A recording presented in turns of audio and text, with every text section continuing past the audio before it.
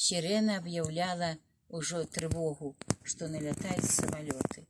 Ну и уже тогда бегли бомбоубежище ховаться, а это было недалеко каля того лагеря колючей проволокой, что было обгороджено, где мы жили, пулеметное тое гнездо. И туды ховались.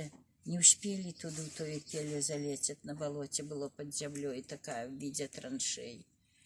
Ну, а тогда самолет як стал страчить, и вот одному дядьку попала пуля в горло.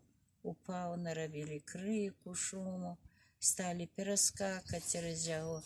И як выскочили, тогда самолет поскидал бомбы, страчил, и он полетел назад заправляться бомбами.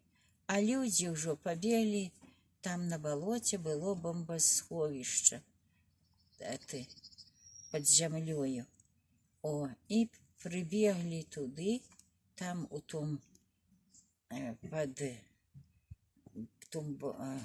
келе узенькая полоска, залита цементом, а по вода текла. А туды далее все выложено такими бордюрками. Вот як тротуар выложивают. И уже сидели до темна там.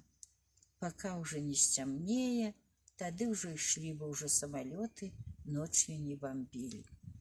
Ну и приходили уже до дому, а батьку пригоняли с работы, и они уже в котелочках алюминиевых приносили нам, покидали яды, бо як нам, малым гадаким, нам не давали ничего. Мы ходили, ну, по сметниках шукали собі яды. А яны уже приносили нам, баланда называлась, а там и свекла, и капуста, и огурцы, и